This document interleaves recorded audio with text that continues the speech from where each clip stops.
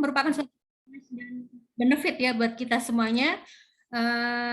Kalau kita menjadi bagian dari part of the MEC members, itu mendapatkan suatu priority untuk bisa mendapatkan informasi dari job vacancy yang di-sharing oleh teman-teman di Persokeli. Oke, thank you banget Pak Renaldo. Nanti kita akan ada meeting lagi di kemudian hari. Thank you, Ibu. Thank you. Selanjutnya saya persilakan Pak Glenn untuk dapat memberikan arahan untuk selanjutnya Pak Glenn. Bagaimana ini? Apakah sudah siap teman-teman dari 3 narasumber kita pagi hari ini? Siap, Bu Korn. Oke, Pak Coki, Pak Bahtiar. Ya, Bu. Oke, dan Pak Kevin ya. Tapi sebelumnya, teman-teman di sini pasti akan penasaran ya, sebenarnya MIC ini apa gitu ya? Karena kan kita memang baru aja lahir lah, istilahnya newborn. Tapi kita memiliki suatu visi untuk ke depan, untuk bisa lebih berkembang. Nah, ini Pak Glenn ini sebagai foundernya MIC, nah akan bercerita nih tentang MIC ini seperti apa. Silakan Pak Glenn. Ya, terima kasih Bu Kornel. Saya izin share kepada teman-teman sekilas ya. Jadi kami mau memperkenalkan marketing enthusiast community. Jadi yang pertama ya ini kami marketing enthusiast community. Jadi di sini kami memang adalah sebuah komunitas non-profit organization, dan di sini kami memberikan opportunity kepada member-member kita untuk membangun network, membangun relasi, dan develop secara profesionally, karena kita di sini adalah komunitas profesional, yaitu para praktisi. Nah, ini sekilas tentang kami. Jadi bisa dibilang kami adalah first level up community di Indonesia yang beranggotakan praktisi marketing seperti brand dan produk, marketing research, public relation, marketing communication, e-commerce, data analysis, social media, dan digital marketers. Nah, jadi sedikit perkenalan, ada profil beberapa anggota komunitas kami, itu ada dari lokal dan sampai multinational company, seperti dari Pak Coki, dari Japan Tobacco, kemudian ada dari Jarum, ada dari OLX Indonesia, ada Pak Kevin dari ByteDance, ada dari Dexa Group, ada dari Kapal Api, Ipsos, Unifarma, ada Kuaci Rebu, Eminajis, Cravens, Volvo, Nissan, Spill, Super App, Herba Utama, dan masih banyak lagi. Seperti itu. Nah, sedikit perkenalan, ini saya mau perkenalkan diri. Jadi ini saya selaku founder dari komunitas marketing ini. Saya sendiri merupakan profesional di bidang brand dan marketing di beberapa company ya, di consumer good dan di startup company. Kemudian saya ingin dengan acara ini saya mau secara resmi memperkenalkan kepada teman-teman tim yang membantu kami, yang merupakan steering dan organizing committee. Saya dibantu oleh ada 8 orang. Pertama saya mau memperkenalkan 4 orang terlebih dahulu. Yang pertama ada Pak Kevin. Pak Kevin yang hari ini juga menjadi pembicara. Beliau kerja di ByteDance di TikTok di Jakarta. Kemudian ada Bu Kornel. Beliau kerja sebagai corporate PR di Sekolah Ciputra Surabaya. Pak Coki Rais bekerja sebagai consumer and digital manager di Japan Tobacco International di Jakarta, dan Pak Bahtiar Hidayat sebagai Digital Marketing Manager di BitLabs Academy di Jakarta. Yang selanjutnya saya mau memperkenalkan juga 4 tim selanjutnya. Ada Bunita Familia, Head of Marketing di Wowerek di Surabaya, ada Nicholas Bram sebagai Brand Eksekutif di Cari Mobil di Surabaya, ada Bu Norma Wirasti di HMS Hospitality di Surabaya sebagai Multi Country Marketing Manager. Kemudian ada Bu Laksmi sebagai Digital Marketing Specialist di MS Glow. Seperti itu. Ya, sekilas. Jadi ini kemarin kita sudah, di bulan Juli kita sudah menjalankan 2 acara kopdar kita, dan ini acara ketiga seperti itu, teman-teman. Ya, ini acara yang akan kita bawakan hari ini. Jadi ini adalah topik yang acara hari ini, bagaimana brand bisa berkolaborasi dengan content creators, ya kan, dan juga bagaimana funneling digital campaign. Jadi teman-teman sudah tahu 3 pembicara ini, mungkin sudah sempat lihat di LinkedIn ya, Bapak Ibu ya, sudah lihat di LinkedIn profil teman-teman ini seperti apa. Nah, nanti teman-teman bisa langsung diskusi kalau ada yang ingin ditanyakan seperti itu. Mungkin sekilas begini aja. Bu Cornel dari saya izin stop share dulu. Oke, thank you Pak Glenn. Atas paparannya mengenai MEC, tadi sudah disampaikan oleh Pak Glenn bahwa kita, meskipun masih baru, itu kita memiliki teman-teman yang sangat luar biasa di praktisi di bidang masing-masingnya. Jadi ada marketing and communication, ada digital, ada ada PR. Nah, kami harapkan teman-teman ini bisa nantinya berkontribusi untuk kita semuanya. Jadi kita bisa mendapatkan insight yang berguna untuk kemajuan development untuk self development kita dan juga untuk teman-teman semuanya di sini. Oke, baik kalau memang udah Pak Glenn udah selesai ya Pak Glenn ya. Kami langsung aja persilahkan untuk pagi hari ini kepada 3 narasumber kita yang luar biasa. Kita give applause dulu nih. Oleh Pak Kevin, Pak Coki, dan Pak Bahtiar. Kami persilakan ya, Pak Coki dulu nih, Pak Coki Rais Bawa Pratama. Tadi sudah mendengar semua teman-teman background beliaunya. Ya. Kita persilakan Pak Coki, mari. Ya, makasih Bu Cornel. Bentar ya, saya share screen.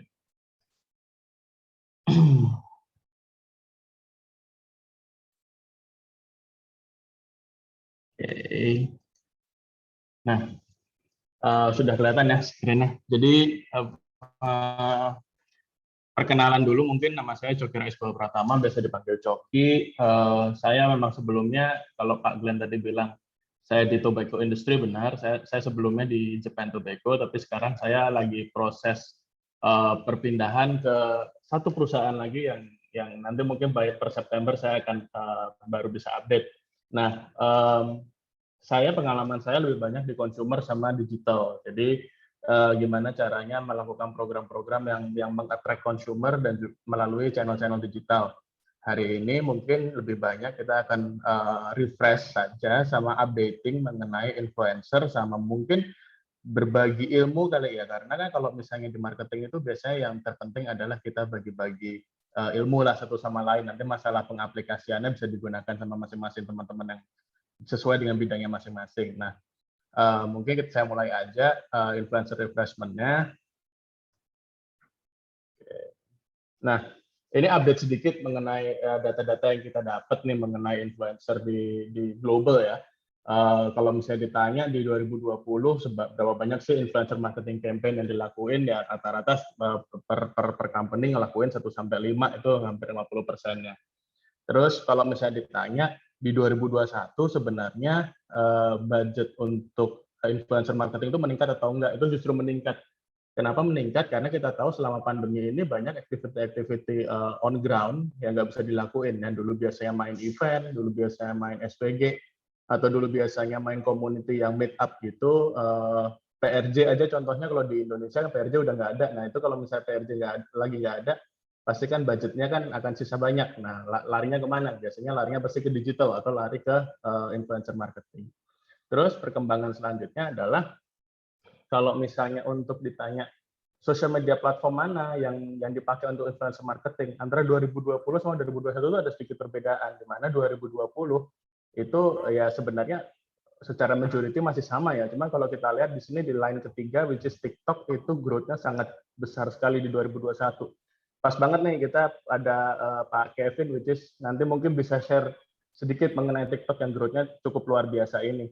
Nah, terus next-nya adalah apa sih concern-nya kita sebagai marketers terhadap influencer marketing? Yang pertama itu ROI. Semua orang marketing itu pasti bakal ditanya sama bosnya, ini return-nya gimana? Ini lo gue kasih duit segini, dapatnya apa nih perusahaan dan lain sebagainya. Itu salah satu pertanyaan yang sering nongol, sering keluar. Terus manage influencer marketing itu juga PR banget, makanya kebanyakan dari kita pakai agency. Kemudian selecting the right influencers, social network algoritma yang terus-menerus berubah. Kemarin baru ada beberapa perubahan lagi, IG juga ada perubahan. Kemudian pembahasan mengenai brand safety sama ya fraud lah ya. Kalau misalnya kita ngomongin influencer, like it or not, some of us masih dapat data-data kayak followers fake dan lain sebagainya. Oke, refreshment aja dikit. semuanya kan udah tahu kalau misalnya di influencer itu ada nano, mikro, makro, sama apapun lah di atas. Ada yang sebut all star, ada yang sebut mega, ada yang sebut dan lain sebagainya.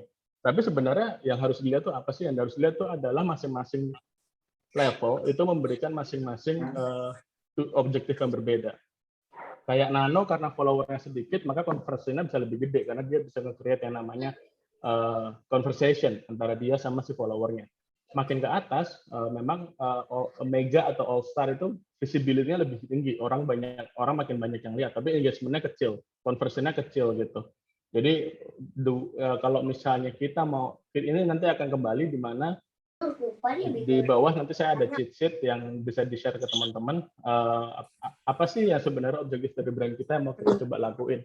Jadi beda brand objektif akan beda kebutuhannya terhadap influencer. Sama ini average engagement rate. Jadi kalau ini bisa dilihat di benchmark, kira-kira tuh engagement rate masing-masing berapa. Semua memang angkanya beda-beda ya. Tapi kalau semua memang angkanya beda-beda. Tapi kalau misalnya dilihat dari atas ke bawah, mau di across semua channel, ada Instagram, ada YouTube, ada TikTok, semuanya dari mikro ke bawah itu pasti dari besar ke arah ke makin mengecil. Jadi makin tinggi followernya itu engagement-nya akan makin rendah. Jadi gimana sih kita bisa make a better use of influencers gitu. Ini mungkin saya share beberapa practical yang terjadi di case saya ya, yang saya bisa coba saya bisa share ke teman-teman sedikit. Yang pertama adalah mostly dari kita itu sebenarnya kerjanya 52% itu work-nya hanya dengan 0-10 influencer. Kenapa? Karena balik lagi, kalau misalnya makin banyak influencernya, yang pertama tim kita butuh lebih gede lagi untuk manage. Karena influencer marketing ini like it or not, kalau misalnya kita serahin semuanya konten kepada si influencer, di situ ada brand imagery yang kita di situ ada brand imagery yang sebenarnya kita pertaruhkan gitu, karena kita kasih ini ke orang luar. Terus sama apa sih yang sebenarnya dilihat kalau misalnya kita mau ngelihat nih, kita mau cari influencers banyak-banyakan. Pasti yang kita lihat pertama engagement, terus habis itu followernya bener atau enggak, terus bisa dibayar seperti apa influencer payment, sama conversionnya akan bagaimana. Nah, kalau ini hanya sekedar kira-kira di kategorinya ya, kalau misalnya mau dilihat di sini bahwa ternyata kebanyakan brand itu lebih suka kerja di YouTube sama Instagram, lebih suka fokus sama orang-orang yang mikro, sama orang-orang yang reguler gitu, yang followernya antara 15.000 sampai 50.000. Sementara kalau di TikTok, di tempatnya Pak Kevin, banyak yang lebih ke arah mid ya, mungkin karena suka nggak suka TikTok itu ternyata engagement-nya jauh lebih tinggi dan orang lebih ngerasa terkonek kalau misalnya di TikTok ya daripada di YouTube sama Instagram. Itu terbukti dari kemarin Instagram juga punya Reels, YouTube juga udah ada mereka punya vertical video, jadi trendsetternya yang dibikin sama TikTok ternyata juga bisa di-follow sama yang lain. Nah ini yang harus kita juga coba lihat ya, apakah kita bisa masukin brand kita ke arah situ. Terus the most common type of influencer payment, jadi nggak semua influencer itu harus dibayar dengan uang. Ternyata ada juga yang paid by giving product samples, jadi kita bisa ngasih mereka dengan sampel, terus mereka nanti create produknya mereka create konten mereka sendiri. Ada juga sih yang 32,4% itu pakai monetary payment, terus ada yang kita bisa ngasih mereka discount, atau bahkan saya pernah coba lakuin, yang kita coba lakuin adalah spesial khusus ya untuk untuk kalau misalnya beli atau engage melalui si KOL, si influencer, maka dia bisa dia bisa ngasih diskon khusus ke teman-temannya. Nah, ini saya share sedikit dari apa yang saya lakukan sehari-hari ya, Kak. Karena menurut saya sih toh di marketing enthusiast community ini adalah isinya semuanya marketers. Jadi isinya yang penting sharing gimana caranya kita bisa dapat kerja lebih bagus, bisa result yang lebih bagus lagi gitu. Yang pertama adalah yang saya lakuin kalau misalnya kita mau create influencer marketing, itu framework dulu. Frameworknya adalah kita harus define dulu siapa yang bakal lihat nih, produk kita apa, siapa orangnya, di mana mereka, demografi, psikografi, semua dicari lah ya, tren, konsumsi media, apakah mereka lebih sering hangout itu kita define si influencer plan-nya.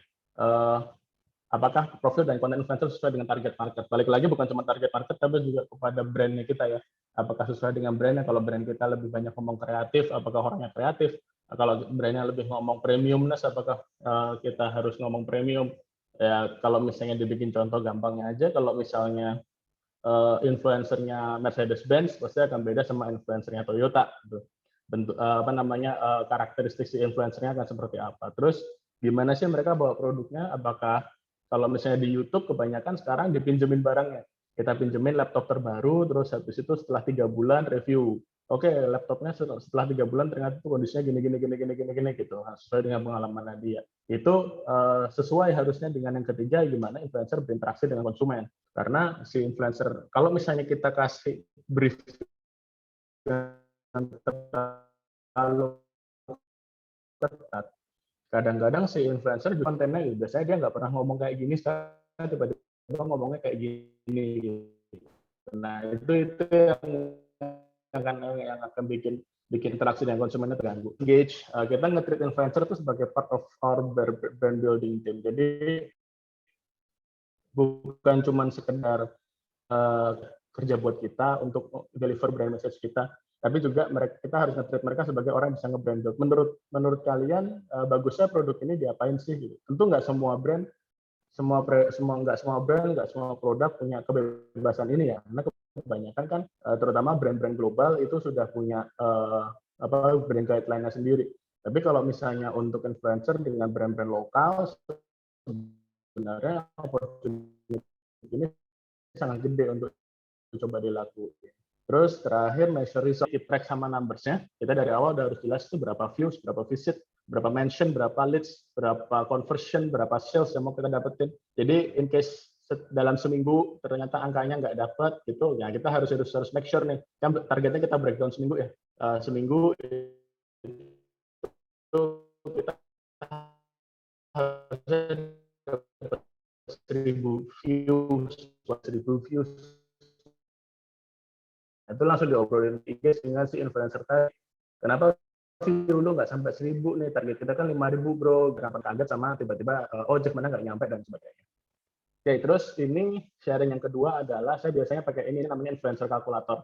Influencer calculator itu gimana? Kadang-kadang beberapa di antara kita ketika ditanya sama manajemen, oke, gue kasih lu duit untuk kontak influencer mikro di Instagram gitu. Which is kita bisa dapat 50.000. Berarti gue dapat 50.000 view kan, 50.000 awareness gitu. Nah, itu yang harus agak hati-hati karena biasanya kalau angkanya nggak meet itu kita bisa nggak tidur kalau misalnya angkanya nggak sesuai sama angka yang udah kita janjiin sama manajemen. Maka saya biasanya pakainya yang sebelah kanan ini, di mana saya ada followernya, ada benchmark reach-nya kira-kira berapa. Ini bisa dilihat dari tadi rata-rata engagement rate. Jadi kalau misalnya 1 juta followers, misalnya engagement rate mereka itu 1,36%, maka sebenarnya yang di reach itu hanya 13.600. Nah ini terus nanti bisa teman-teman kalian lagi industri conversion. Industri conversion itu apa? Masing-masing kan pasti sudah ada yang udah ngelakuin brand health tracking ya. Atau kalau misalnya teman-teman nggak melakukan brand health tracking, mungkin bisa lihat datanya di Mbah Google. Di Mbah Google biasanya ada tuh rata-rata average industry conversion untuk yang lain. Nah, kalau misalnya saya ini average industry conversion-nya apa? Kalau misalnya average industry conversion itu di saya, karena saya dulu sempat di Sejaret, ini dulu ya, data dulu, ini adalah dari 100 orang male, laki-laki 18 sampai 35 untuk orang Indonesia, itu 65%-nya adalah perokok. Jadi kita kaliin ke situ supaya kita tahu sebenarnya KPI risk kita berapa. Karena balik lagi banyak di antara si influencer itu yang followernya nggak sesuai nih sama si konsumennya. Misalnya dia lagi promoin rokok. Ternyata orang yang lihat itu ternyata bukan perokok. Maka KPI-nya nggak bakal nyampe sebenarnya. Jadi kita harus kaliin ini si industri conversion ini penting banget. Terus beberapa saran lagi yang mungkin saya bisa share, cheat sheet ya sesama marketers. Yang pertama adalah kita harus think beyond demographic. Jadi kita nggak bisa cuma sekedar mikir, oke, si influencer kita ini akan mengkontak ibu-ibu ibu rumah tangga usia 35 yang family yang fokus sama family banget gitu. Nah, kita harus think beyond that, yang sampai psikografis cara mereka konsumsi media seperti apa dan lain sebagainya. Terus yang kedua, influencer suka nggak suka, mau nggak mau, itu semuanya part of community. Jadi kita harus paham, understand their value dulu. Misalnya kayak kita selalu melihat kalau misalnya konten-konten di TikTok atau konten-konten dimanapun yang review hotel itu seakan-akan adalah oke, mereka sebenarnya gitu. Sebenarnya kan di dalam itu mereka ada sharing cerita. Lu udah review hotel ini belum? Lu udah datang di Bandung, ada hotel baru apa aja ya? Nah, kita harus understand mereka itu apa gitu. Karena mereka tuh sebenarnya lebih pengen, mereka tuh nggak pengen dibayarin uang, mereka tuh cuma pengen dibayarin tiket ke Bali misalnya. Nah, itu akan lebih gampang bagi kita nanti engaging sama mereka. Terus yang ketiga, influencer itu bukan cuma marketing ya, jadi kita harus tailor our strategy juga gitu. Kalau misalnya ada yang dulu saya pernah coba ngelakuin sama salah satu mega influencer lah yang nyebutnya untuk promote our product gitu. Nah, instead of saya datang dan saya kasih mereka brief, yang saya lakukan adalah saya datang dan sama agensi saya waktu itu, saya datang ke mereka dan saya lakukan adalah menurut lo produk ini bisa kita bawa seperti apa dan sesuai nggak sama follower kamu gitu. Karena balik lagi yang kita mau tuh tidak kelihatan fake ya, yang kita sampaikan, yang dia sampaikan, si influencer sampaikan kepada si konsumen itu tidak terlihat fake. Itu yang terpenting sih. Terus create shared experience with your product. Jadi kita bisa pakai utilisasi, misalnya kayak unboxing dan lain sebagainya. Ini juga penting biar orang tuh ngelihatnya juga tahu gitu dari si influencer yang dia percaya itu seperti apa. Sama yang kelima itu look for relationship. Balik lagi seperti juga komunitas. Influencer itu harusnya nggak yang jangka pendek ya. Saya percaya namanya program marketing itu harusnya jangka panjang, harusnya bisa nge-build brand gitu. Jadi relationship sama influencer sama komunitas itu sangat penting. Jangan hari ini saya pakai si Atta Halilintar terus bulan depan ketika campaign si Attanya hilang aja, terus kontennya dihapus aja gitu. Jadi itu malah nggak akan merepresent brand, nggak akan sustain sih sebenarnya menurut saya. Oke, nah mungkin itu yang bisa saya share. Nanti habis ini pasti di belakangnya bakal ada banyak sesi tanya jawab. Saya kembalikan ke Bu Cornel sama Pak Glenn. Terima kasih. Baik, thank you Pak Coki atas pemaparan materinya, sharing insight-nya. Terima kasih. Terus nice ya Pak ya.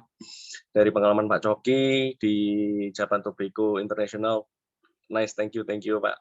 Terus kemudian sharing selanjutnya boleh dari Pak Bahtiar, silakan. Jadi Pak Bahtiar ini selaku Digital Marketing Manager dari BitLabs Academy, yang merupakan salah satu member kita yang akan sharing-sharing juga hari ini. Silakan Pak Bahtiar, waktu dan tempat kami persilakan Pak. Baik, makasih Pak Glenn. Selamat pagi sebelumnya. Perkenalkan, saya Bahtiar. Jadi kalau buat teman-teman di sini yang jauh-jauh lebih senior dari pada saya, jadi nanti kalau misalnya ada yang mungkin menurut teman-teman ada yang nggak sesuai, saya bisa dikasih masukan. Itu bentar, coba saya share screen dulu.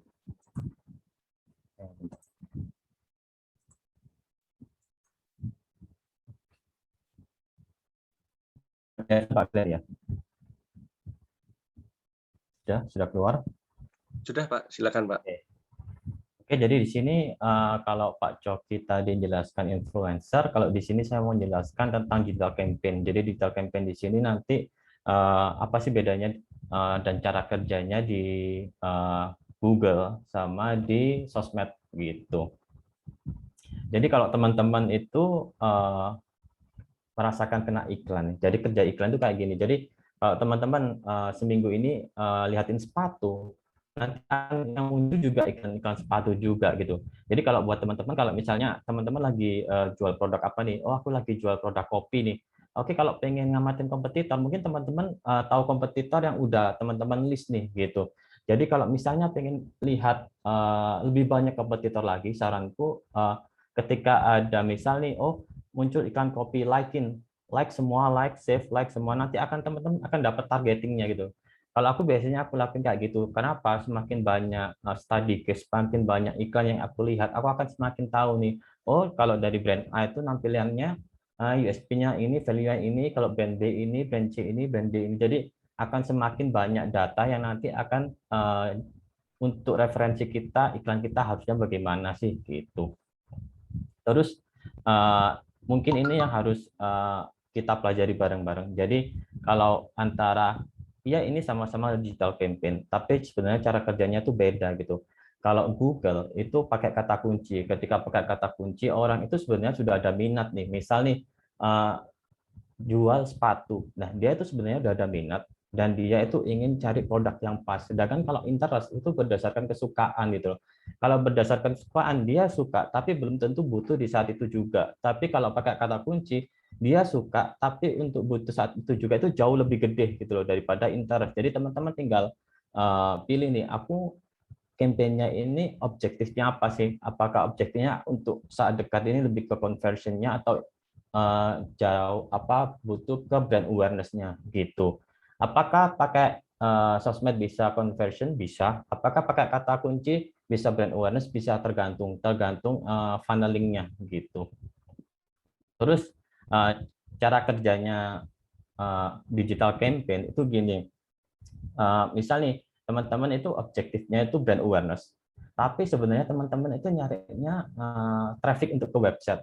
Apakah bisa? Bisa, tapi nanti kalau di breakdown, di report lebih detail lagi, pasti akan cost per result-nya akan jauh lebih gede gitu. Jadi dan menurut sepengalamanku akan jauh lebih nggak efektif. Kenapa? Karena dari sistemnya di setiap sosmed itu punya sistem masing-masing. Oh, orang ini tuh sukanya ngeklik, orang itu sukanya nge-video view, orang ini sukanya download apps gitu. Jadi ketika teman-teman oke aku butuhnya download apps, ya sebaiknya campaign objektifnya download apps aja gitu. Itu akan jauh-jauh lebih efektif gitu. Karena si platform sendiri itu udah punya datanya gitu.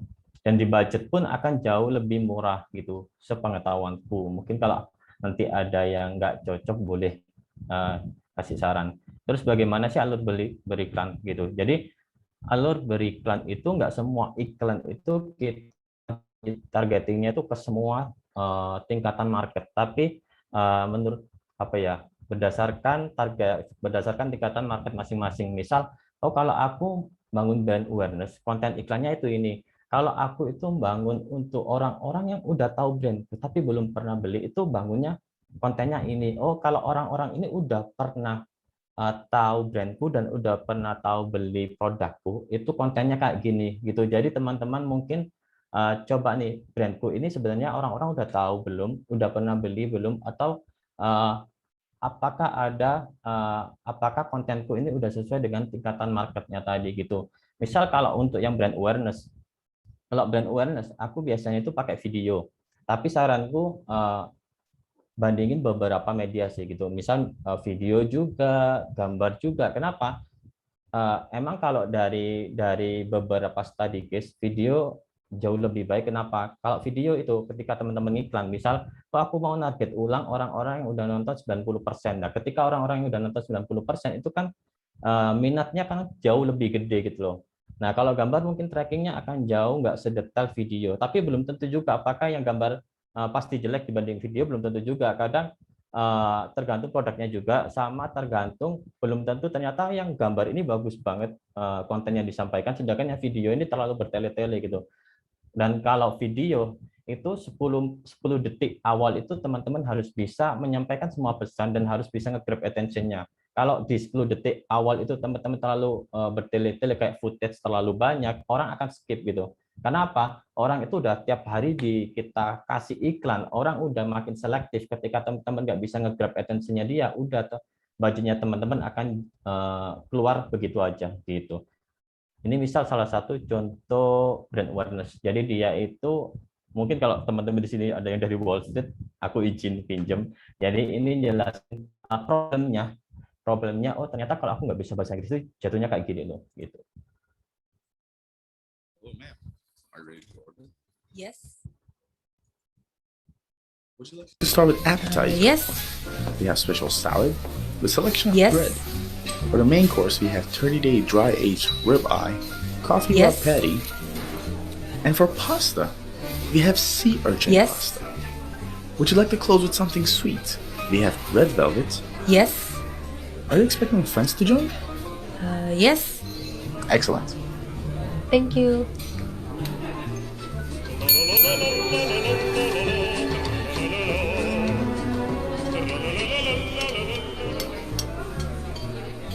Excuse me. Can I have a pork, please? Excellent. Which pork dishes do you No, want? no, no, no, no, no, not pork. I mean frog. Which frog dish? No, no, no, no, no, no, not this. I mean the partner of spoon.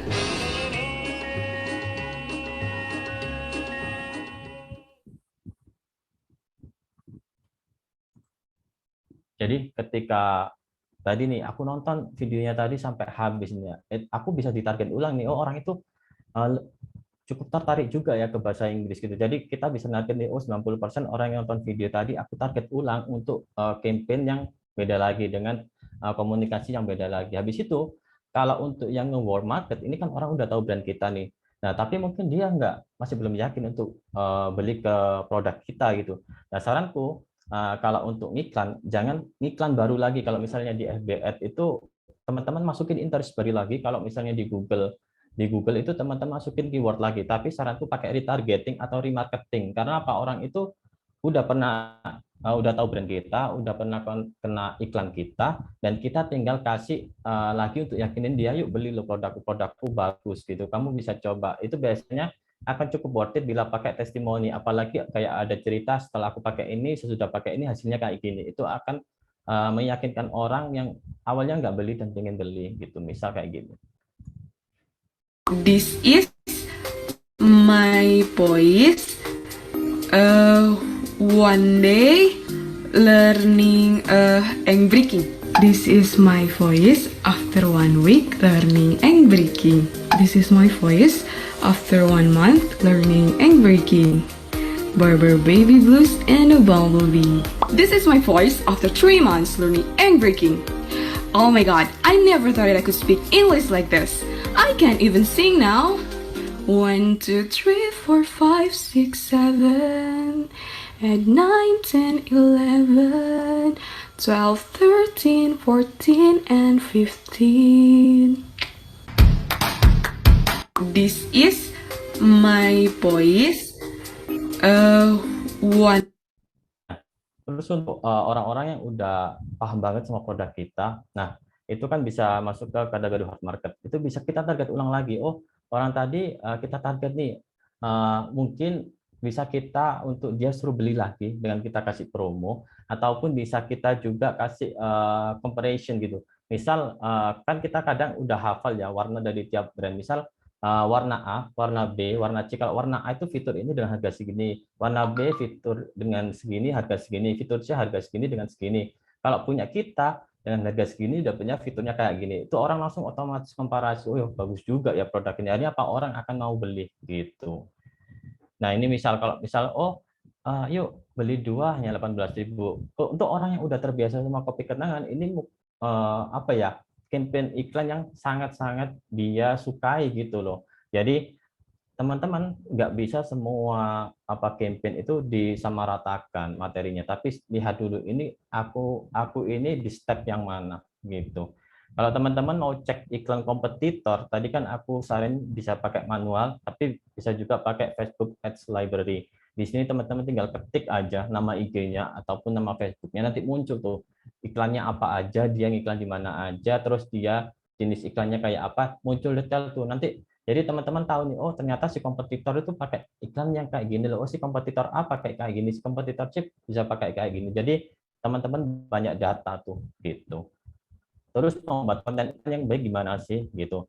Jadi teks sama gambar atau video itu pasti akan lebih gede di gambar sama videonya gitu. Jadi teman-teman yang harus pertama kali teman-teman pikirkan itu gambarnya. Apakah gambarnya itu udah bisa nge-grab attention? Apakah harus kayak gini? Enggak, tergantung value-nya teman-teman masing-masing, kan brand value-nya gimana. Tapi saranku cari brand value-nya teman-teman. Tadi ulik apa sih yang bisa ketika orang lihat iklanku itu langsung berhenti scroll. Kenapa?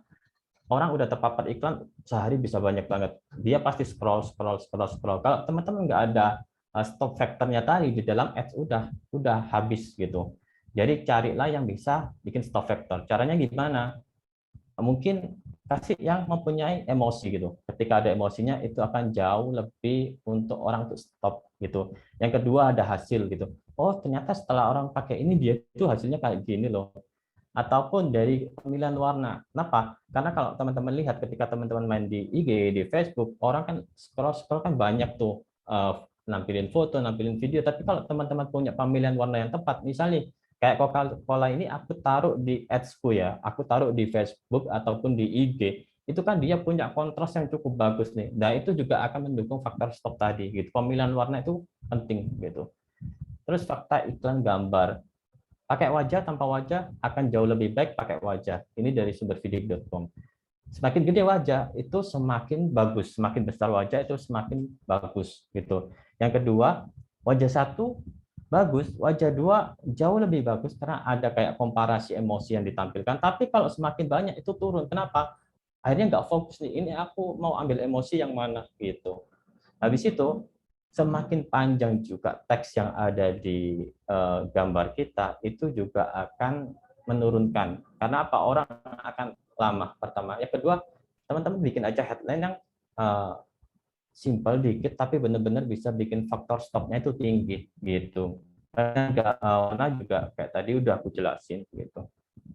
Terus ini kita cara bikin headline. Cara bikin headline, kenapa? Headline itu salah satu yang faktor terbesar juga untuk orang baca message kita selanjutnya. Kalau headline-nya jelek, orang nggak akan baca selanjutnya, apalagi di IG kita ngiklannya. Itu kan 50 karakter pertama, habis itu baca selengkapnya kan. Kalau 50 karakter pertama itu nggak bisa buat orang stop, nggak bisa buat orang untuk mau baca selanjutnya, udah itu punyanya teman-teman udah dilewatin gitu aja gitu. Nah, teman-teman, aku bisa kasih saran buku ini dari Jim Edwards. Ini juga disarankan sama Russell Brunson. Itu teman-teman juga bisa cari ini atau beli gitu.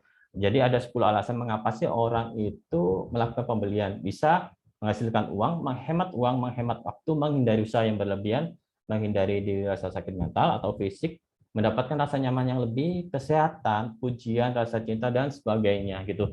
Jadi teman-teman lihat nih brand value-ku tuh nyambungnya ke yang mana sih gitu.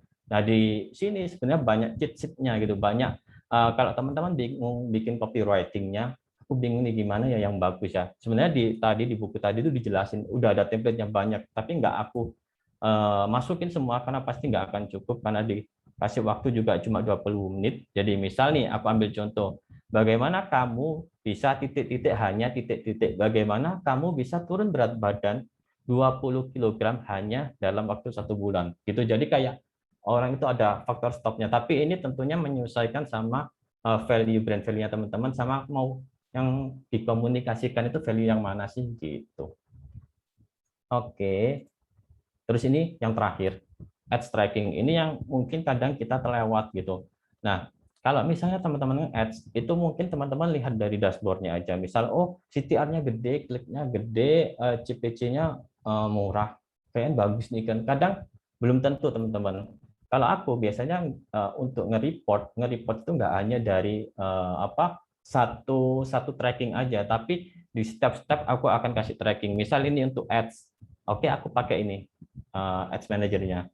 Di Facebook, di website aku kasih, di bagian leads aku kasih, di CS kalau teman-teman lanjut sampai CS aku kasih juga gitu. Misal di ads nih, di ads ini aku lihat, oh kita bisa lihat di dashboard ads manajernya, kliknya berapa, CTR-nya berapa, dan lain-lain gitu.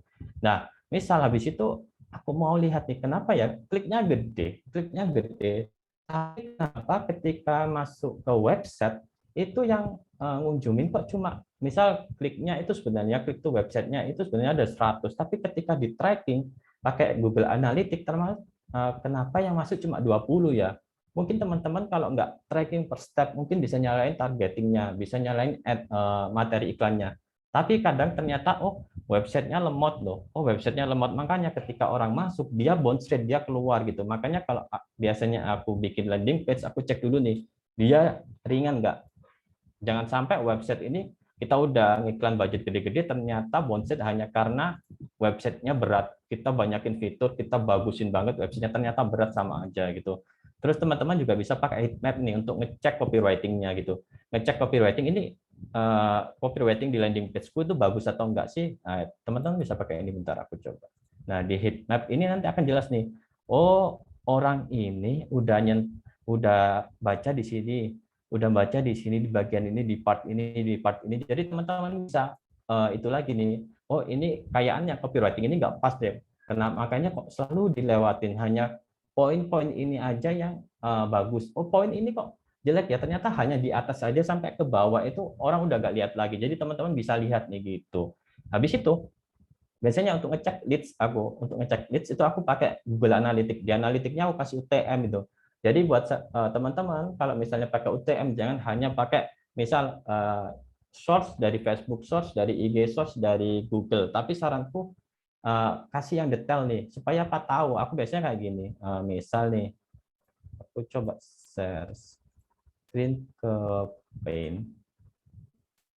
Misal nih, oh oke, aku add 1. Ini targetingku, misal bentar aku jangan ini. Misal nih, oh ini targeting 1. Aku punya materi iklan 1, materi iklan 2, materi 3 gitu ya. Terus targeting 2, materi 1, 2, sama 3 gitu. Nah, ini tinggal dicek nih. Aku biasanya per ini aku kasih tracking sendiri per UTM, aku pakai UTM.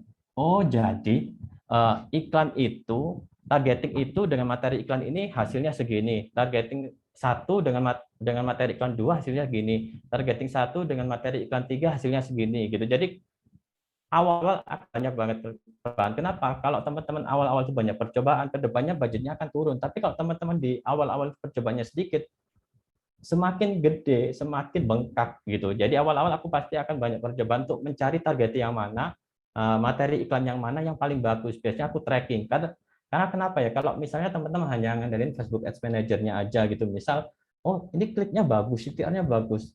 Belum tentu. Kadang misal, oh iya ini CTR-nya bagus, kliknya bagus karena konten iklanku itu pakai cowok yang ganteng, cewek cantik, jadi ada stop point-nya gede.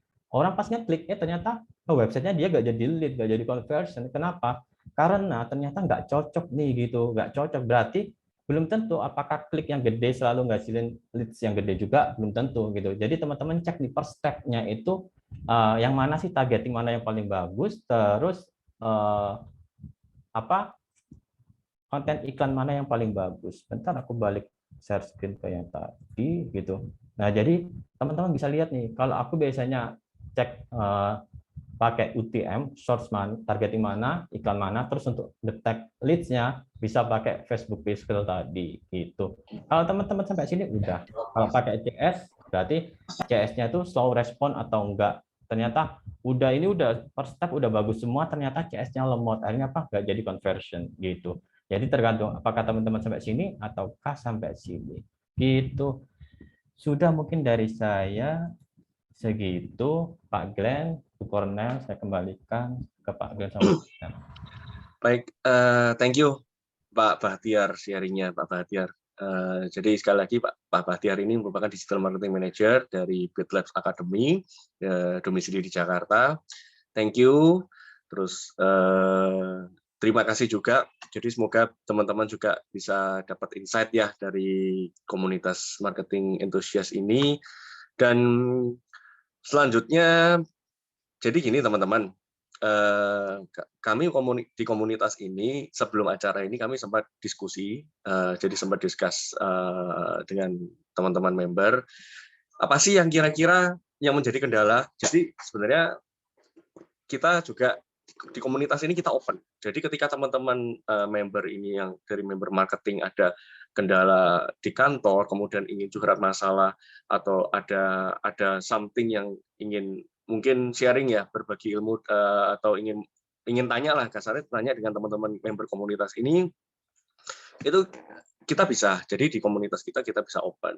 Nah, ini saya izin mau share screen sebentar. Jadi ada beberapa poin yang sudah kita diskusikan sebelumnya. Ada yang sudah kita diskusikan. Nanti di sini akan dibantu oleh juga oleh Pak Kevin, Pak Coki, dan Pak Bahtiar juga untuk terkait sharing diskusi ini. Sebentar. Nah, mungkin ini ada beberapa case sih, jadi ini yang mungkin happen, ini dari komunitas kita. Mungkin Pak Kevin. Nah, ini Pak Glenn, mungkin pertanyaan yang nanti muncul ini juga dialami oleh teman-teman yang hadir di sini, dan mungkin dari jawaban-jawaban yang kita berikan terkait pertanyaan-pertanyaan ini relate sama apa yang Bapak Ibu di sini alami dan bisa membantu sedikit atau banyak, mudah-mudahan berguna. Ya Pak Glenn, mari. Ya, jadi gini, boleh untuk yang case pertama ini.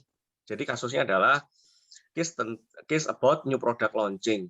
Jadi ini diskusi ya, dari hasil diskusi dengan teman-teman member MEC.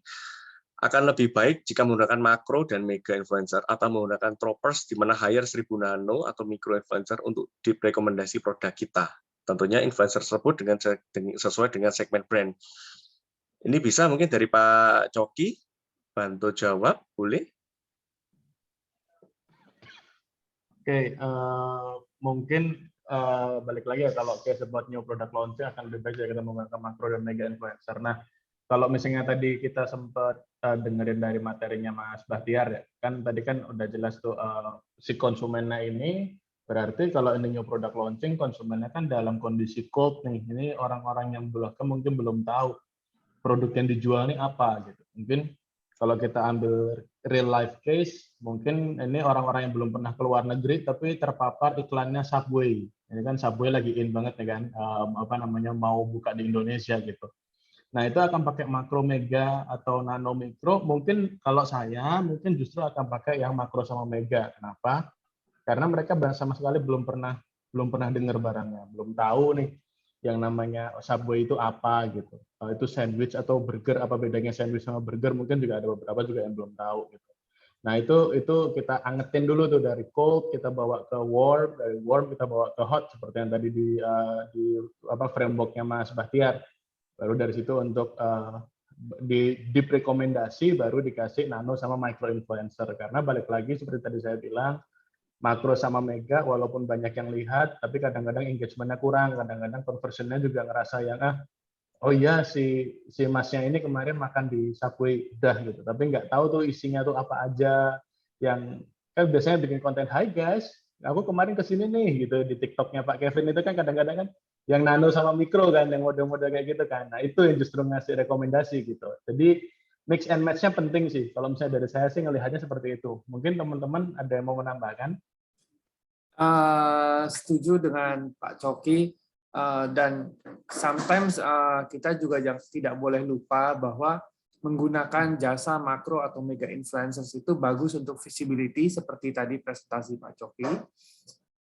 Tapi visibility ini kalau makro dan mega itu dari audiens itu melihatnya sebagai a goal atau tujuan atau sesuatu yang bisa menginspirasi. Tapi kalau kita bicara produk yang Subway, akan lebih kena kalau yang relate. Mungkin teman-teman mulai sering dengar kata relate. Relate ini akan lebih kena oleh nano atau micro influencers. Kenapa? Karena nano atau micro influencers mereka bukan orang yang public figure, bukan orang terkenal. Beda dengan makro atau mega yang memang mungkin sudah menjadi public figure atau terkenal. Artinya, secara statistik, nano atau micro influencers akan lebih relate dengan audiens mereka atau dengan target audiensnya Bapak-bapak dan Ibu di sini, sehingga sejalan dengan presentasi Pak Coki tadi, itulah alasan kenapa micro influencers atau nano influencers engagement rate-nya bisa lebih tinggi, conversation-nya bisa jalan, dan akhirnya conversion-nya juga tinggi. Gitu. Pak Glenn, gimana? Ya, oke, cukup. Saya kira cukup. Mungkin kita lanjut ke permasalahan selanjutnya dari teman-teman. Thank you, Pak Kevin. Saya lanjut yang kedua. Jika menggunakan mega dan makro influencer, sisi komunikasinya better seperti apa? Apakah lebih rekomendasi ke fungsionalitas atau boost USP produk, atau lebih ke rekomendasi bahwa mereka cocok menggunakan produk tersebut? Ini bisa di makro influencer, kembali influencer mungkin bisa dibantu oleh Pak Coki kembali. Oke, boleh iya. silakan. Kalau menurut saya seperti barusan Mas Glenn udah bilang, sebenarnya mega makro influencer konten sisi komunikasinya better seperti apa. Kalau saya mungkin justru bukan menyoroti sisi komunikasinya better seperti apa, cuman balik lagi yang dikomunikasikan itu sesuai nggak sama dia, sama si mega makro influencer. Karena misalnya contohnya, saya pakai contoh yang dekat-dekat aja ya, karena saya ya kerjaannya cuma baca-baca media aja sekarang. Misalnya sekarang ada influencer yang tiba-tiba punya klub sepak bola, walaupun itu bisnisnya mereka ya. Tapi kan orang kan ketika ngelihat itu kan kayak, ini apa sih? Emang sesuai nggak sih sama dia? Emang dia ngerti ngejalanin kayak gini? Atau jadi ketika seperti itu, karena tidak value-nya belum sesuai di awal, orang akan bingung. Orang akan bingung sama ini bener atau enggak sih? Atau misalnya ada influencer yang tiba-tiba beli rumah harga sekian gitu, karena dia mempromosikan si perumahan itu. Saya beli rumah harga sekian gitu. Padahal kayak, kenapa sih? Ini biar apa sih? Supaya apa sih? Konsumen malah jadi bertanya-tanya dan message yang di-deliver yang akan nyampe dan diterima sama si konsumen itu jadi nggak sesuai. Jadi sebelum kita lihat kita mau create konten seperti apa, karena balik lagi rekomendasi fungsionalitas USP produk sama rekomendasi cocok atau enggak itu semuanya bisa dibikin jadi tema gitu. Itu lebih ke tema gitu. Tapi the way you deliver the communication itu jauh lebih challenging gitu. Nggak mungkin kalau misalnya tiba-tiba kita misalnya ada transportasi online baru, ojek baru gitu, terus kita pakai influencer yang sangat kaya untuk mereka tiba-tiba jadi driver Gojek, orang akan tahu sih kalau misalnya itu kontennya ini iklan, sehingga mereka nggak mau mengconvert ke level selanjutnya dari cold, mereka nggak mau jadi warm, dari sudah aware, mereka cuma sekedar aware, mereka akhirnya tidak mau conversion gitu. Yang balik lagi ke tadi ke framework yang sempat kita bahas sebelumnya gitu. Jadi kita harus pikirin ini sebenarnya sesuai nggak sih sama si influencer. Kalau misalnya memang tidak sesuai dengan brand kita, ya jangan diambil gitu. Kalau misalnya memang itu bukan sesuatu USP yang kita punya dan cocok sama si orangnya, sama si influencernya, ya kita nggak usah paksain juga. Gitu. Mungkin ada yang mau ditambahkan mungkin Bapak-Bapak? Kalau dari saya melihat pertanyaan ini, sisi komunikasinya better seperti apa? Apakah lebih rekomendasi? Jadi ini ada tanda buka kurung tutup kurung daily consume product. Jadi mungkin ini produknya ini adalah produk yang umum yang bisa dikonsum daily. Mungkin vitamin atau apa, saya juga nggak tahu produknya apa. Tapi komunikasinya apakah lebih rekomendasi ke fungsionalitas, unique selling point, atau rekomendasi bahwa menurut saya semuanya iya. Jadi sebuah produk yang memang daily consume produk, jika memang ada kelebihan-kelebihan, baik itu unique selling point atau testimonial yang bahwa mereka cocok menggunakan produk tersebut, itu sebaiknya dikedepankan pada saat membuat konten. Nah, membuat kontennya ini tentu ada gayanya masing-masing dari setiap mega atau makro influencer. Mereka punya gayanya masing-masing. Yang menjadi kesulitan itu adalah mencari titik balance, dan ini tergantung komunikasi dari brand sama influencer-nya ya. Titik balance di mana kreativitas melawan atau versus brief atau goal, brief dari brandnya. kadang brief dari brandnya mau begini, di mana influencersnya merasa kesulitan. Kenapa? Karena itu bukan gayanya. Saran saya, percayakan style untuk membuat konten kepada influencers. Kenapa? Karena memang itu pekerjaannya mereka, dan itulah yang relate dengan audiensnya mereka. Itu juga sebenarnya salah satu alasan kenapa dari awal brandnya mau approach dan komunikasi bahwa halo, kita mau pakai jasa kamu. Nah, kira-kira kalau saya bilang sih percayakan saja style kontennya. Biasanya mereka akan lebih bagus hasilnya kalau diberikan kebebasan dalam berkreasi. Nah, untuk unique selling point dan testimonial atau cocok menggunakan produk, saya rasa kedepankan saja semuanya. Karena itu nilainya positif kok. Gitu. Mungkin saya tambahin sedikit ya. Nah, Pak Batria. Kalau misalnya USP-nya, kadang kita fokus ke mau yang disampaikan pesannya, tapi kita nggak tahu nih USP ini sebenarnya dibutuhin nggak sih sama konsumen gitu. Apakah udah nge-validate, apakah USP ini benar-benar dibutuhin sama konsumen. Misal nih, oke, aku mau nih endorse, misalnya aku mau komunikasikan banku ini loh anti bocor gitu, misal gitu. Ternyata si target audience kita itu aku nggak butuh ban yang nggak bocor, aku butuhku itu yang mobil itu bisa nampung banyak keluarga gitu loh. Jadi mungkin make sure dulu apakah USP itu benar-benar dibutuhin sama target audience kita, relate gak, atau just hipotesis kita sebagai marketing gitu. Karena apa? Percuma kita banyakin channel, tapi ternyata itu USP kita itu sebenarnya nggak dibutuhin sama konsumen, gitu sih. Gitu Pak Glenn, silakan.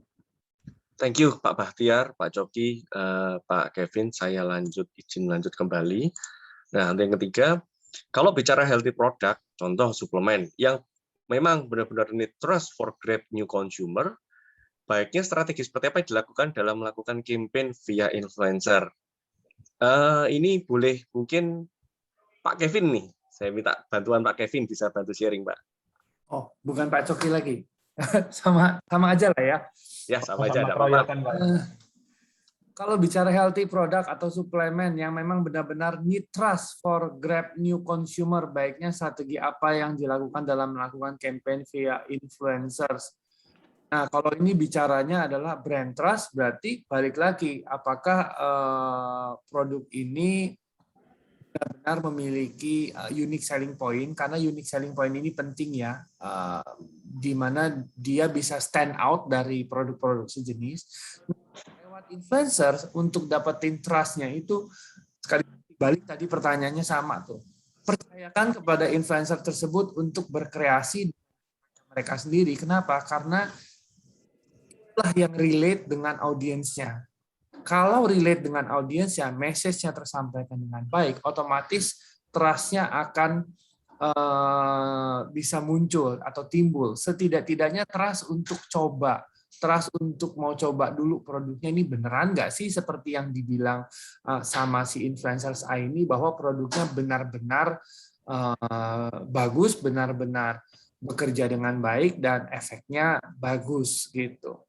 Itu muncul lead dan akhirnya muncul conversion gitu. Tapi kalau influencersnya berapa banyak atau influencersnya level apa, itu balik lagi ke kebutuhan dari brand tersebut. Apakah mau short term atau efek atau mau long term efek, dan ini bisa juga relate dengan budget yang memang mungkin agak sensitif. Kalau dibilangnya budgetnya tidak terlalu banyak, ya mungkin bisa pelan-pelan mulainya, dan memang takes longer time untuk build brand trust ini.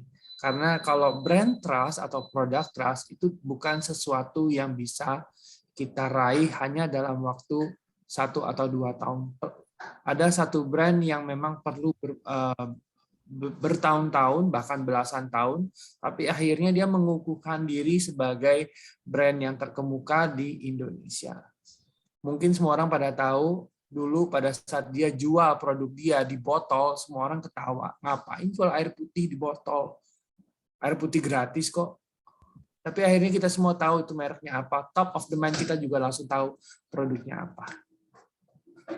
Thank you, Pak Glenn. Mungkin yang lain, Pak Coki, Pak Bahtiar.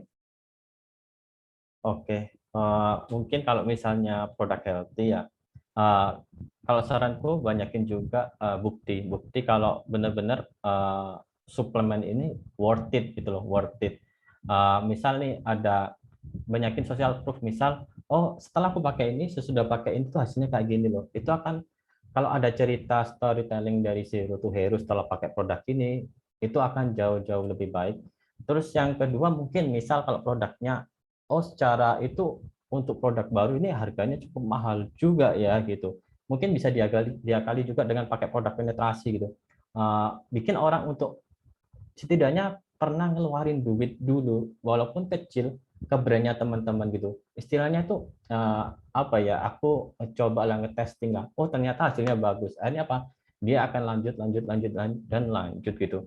Jadi saranku bangun social proof, mungkin bisa ke orang-orang yang emang punya problem itu. Biasanya dia tuh ngefollow siapa sih? Kalau dia misalnya problem suplemen itu rata-rata ngefollow-nya ini A, B, C, D, E ini, dan itu dianggap pakar dalam hal itu akan jauh lebih bagus juga gitu.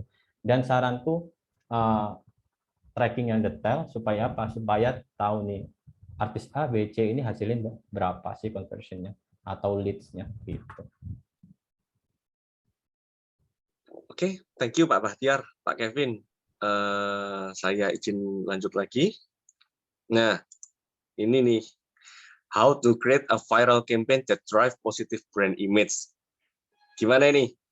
Pak Kevin lagi deh. Gimana Pak Kevin? Viral campaign ya. Saya melihat tendensinya sekarang untuk marketers itu kebanyakan KPI-nya maunya kalau bikin campaign itu viral. Viral, tapi kalau nggak jualan ya buat apa ya?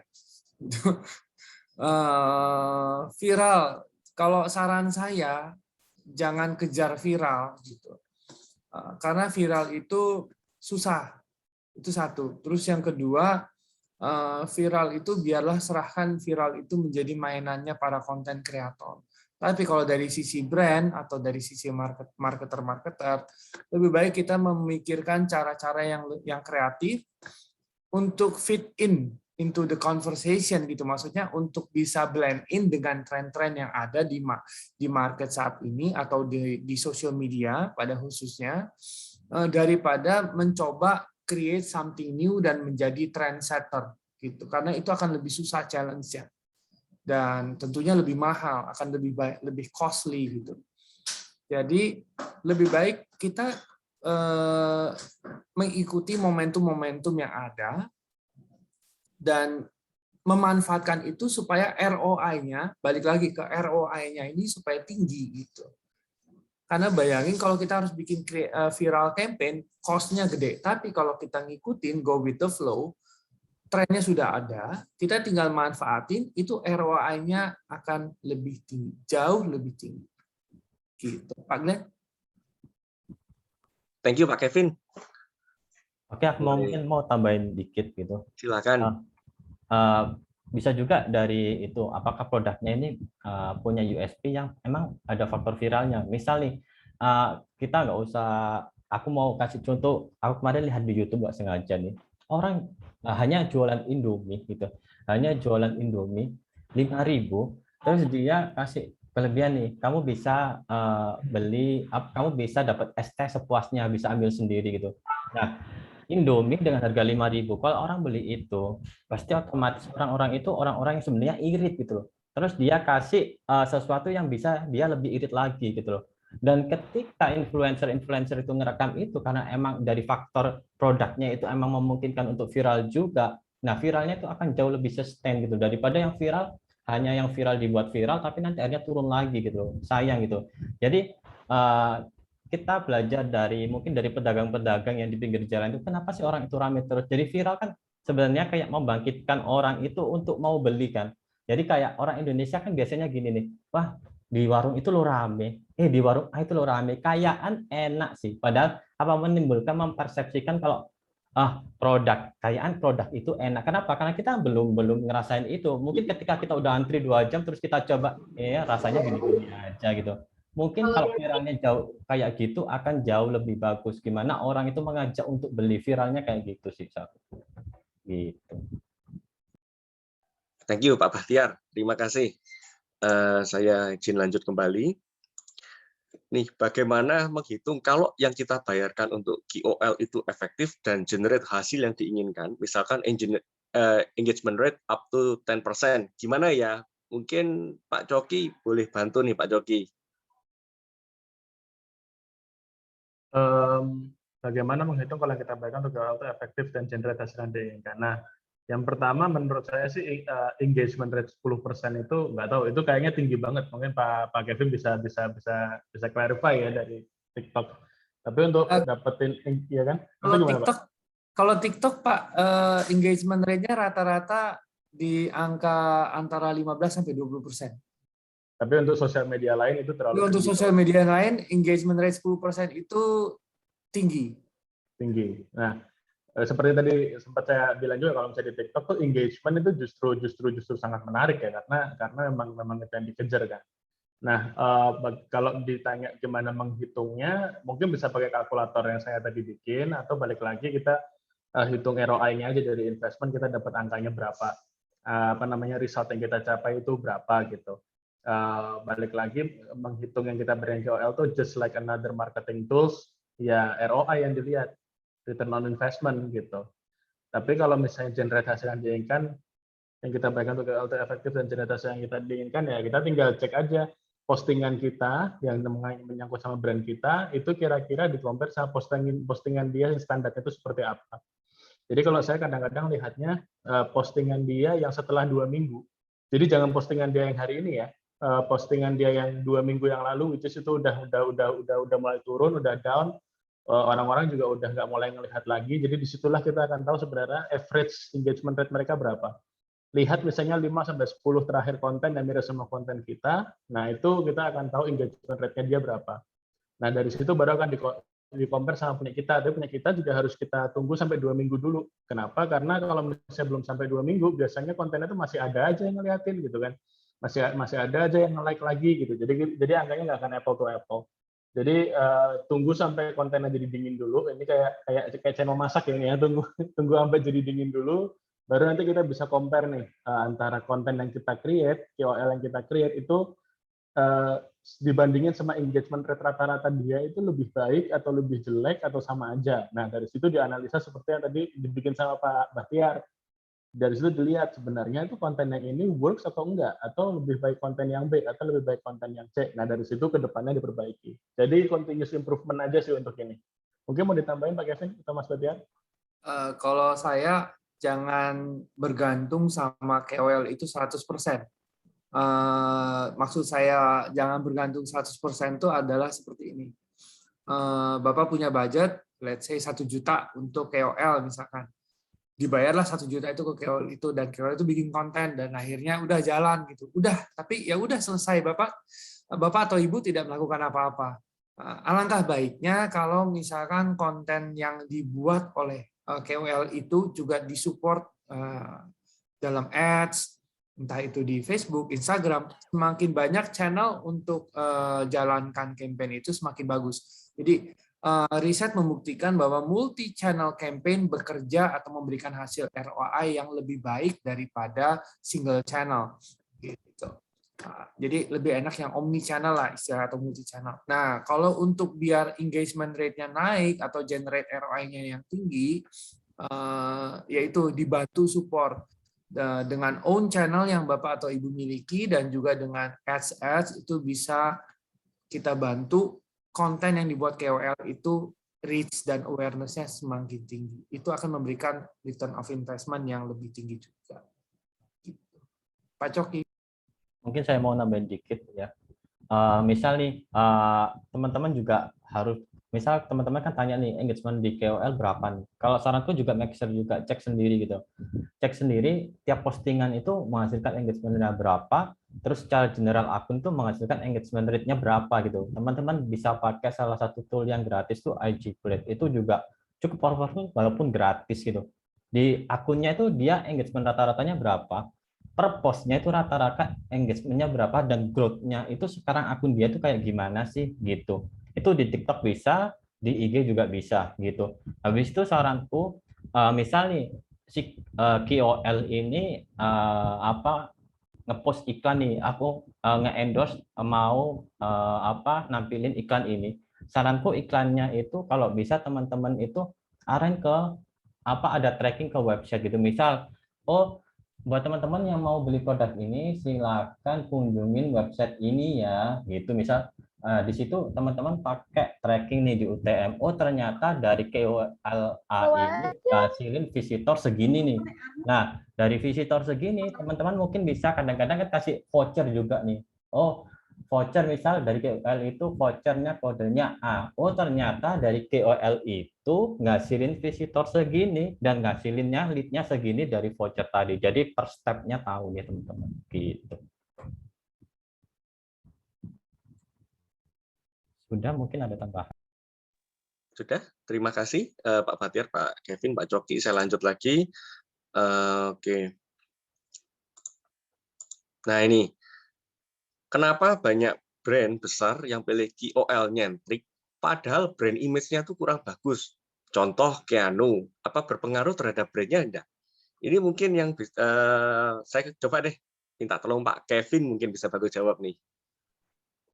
Makasih Pak Glenn. Kalau KOL nyentrik ya memang orangnya mungkin begitu, dan dengan nyentriknya itu jadi audiensnya suka, tertarik, dan akhirnya banyak followernya, dan itu yang dimanfaatkan oleh brand-brand besar untuk memanfaatkan momentum atau memanfaatkan tren yang diinitiate oleh KOL nyentrik ini gitu. Dan sebenarnya ada brand-brand yang mungkin tidak peduli gitu, nggak apa-apa nyentrik, justru kita suka. Justru dengan nyentriknya itulah kita bisa relate, konten-konten yang dibikin bisa engaging dan bisa membantu produk atau brand atau servicesnya kita gitu. Jadi mungkin KOL yang nyentrik ini bagus untuk sebagian brand, tapi belum tentu bagus untuk semua brand. Nah, yang bisa memanfaatkan dengan angle atau story yang tepat, ini bisa menghasilkan ROI yang bagus juga. Gitu. Pak Coki atau Pak Bahtiar mungkin mau nambahin? Mungkin itu tambahan sedikit aja. Mungkin jangan hanya fokus berapa banyak orang yang ngomongin, tapi fokus juga orang itu ngomongin apa sih gitu di brand kita. Setuju sih, karena kayak brand besar yang pilih KOL nyentrik tentu kita nggak bisa, walaupun yang kita lihat kayak gitu ya, KOL yang dipilih itu nyentrik dan lain sebagainya, tapi kan kita nggak tahu sebenarnya objektif mereka saat itu apa. Bisa aja pas saat itu memang objektif mereka memang menyasar follower-follower dari KOL nyentrik ini misalnya, atau produk mereka memang diarahkan ke sana, atau mungkin pada saat itu kita hanya di awareness phase nih, jadi kita butuh yang cepat dapat awareness nih, kita pakai yang nyentrik dulu, baru habis itu nanti kita untuk conversionnya kita pakai yang nano, yang mikro, yang lebih sesuai gitu. Kita nggak bisa bilang kalau berpengaruh ke brand pasti berpengaruh ke brand, tapi kalau misalnya kita mau tahu dia di stage apa, pasti brandnya masing-masing sudah punya strategi. Jadi hopefully strateginya memang sesuai dengan yang mereka lakukan saat itu. Itu aja sih tambahan. Ya, oke. Ini saya lihat ada dari teman-teman yang mau sharing juga atas nama Fikri Nisar. Silakan dibuka mic-nya, Fikri. Oke, ini mau sharing kenapa call nyentrik ini ya. Kemarin saya ngalamin sama influencer Gofar Hilman.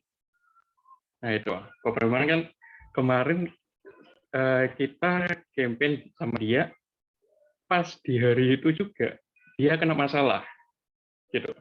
Nah itu, ini wah kita bingung nih, bakal gimana ini efeknya negatif atau enggak? Ternyata, alhamdulillah enggak.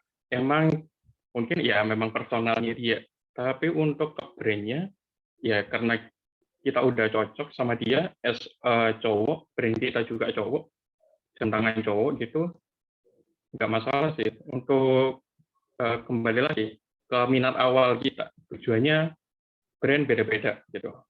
Sedangkan ketika dia ada masalah, KPI-nya kita itu followers. Nah, itu langsung followers kita lumayan nanjak gitu sih. Jadi nggak selalu berakibat buruk gitu. Jadi kayak dia ada masalah di sisi brand malah positif gitu mungkin.